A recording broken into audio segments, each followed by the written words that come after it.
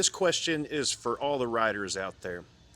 Is is the Big Twin old and antiquated? Does the Rev Max platform, the Nightster, the Pan America ST, the Sportster S, does it have a future in the Harley-Davidson lineup? Biggest questions are: is there room in the Harley lineup for it? Is it really a good beginning bike or a great bike for those for riders who have never ridden a Harley before? Is it a good way for them to get into the Harley Davidson family and lineup? Or is it just like every other bike and you just don't see a value in it?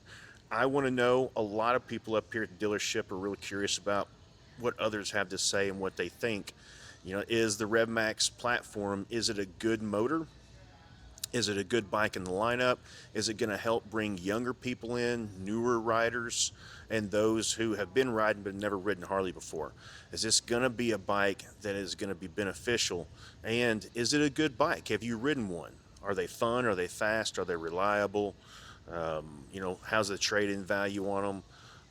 How does all this really make sense for someone who's never ridden a Harley or someone who's new to riding altogether? Is this a good bike, or should we just stick to the Big Twin, or is the Big Twin old and antiquated, and is it actually going to go away? These are important questions. I know that we all talk about them all the time, but I want to know what your thoughts are. Really would like for you to post your comments below, respond to this, and let us know, hey, I think that Rev Max is a great bike, or I don't. I think it's junk and Harley should get rid of it. I know some people that have it. I don't know anyone that's had it. I've ridden it. I haven't ridden it. Want to know what your thoughts are and your experiences are so that we can really get a discussion going on. Is this bike going to be good for us? We've got a lot of them. More and more people are buying them, and they're starting to figure out and learn what they are. And I think there's mixed reviews. I hear a lot of great things, but I hear plenty of things that people say they don't think it's that good of a bike, or it's not going to fit, it's not going to work. Harley seems to be staying with it, and we want to know what your thoughts are. I personally think it's a great bike. I think the price point's really good. I would like to maybe even see an expansion on it, maybe a few different models out of it. I think there's room for both the Rev Max and the traditional Big Twin. I don't believe the Big Twin is ever going to go away. Harley's pushrod motor is not going anywhere. I personally am not concerned over that one bit. It doesn't matter that Indian makes a bike that's a little more powerful right now. It doesn't matter to me. They're apples to oranges comparison. They're not the same. They're not built to be the same. They're not built for the same functions. Harley has done a lot to make their bike more modernized and make it a whole lot faster. Um, but still, that's not why we ride Harleys. It's not how they've been manufactured. I don't think that's even what the intent is of Harley Davidson, or why the majority of us ride Harleys.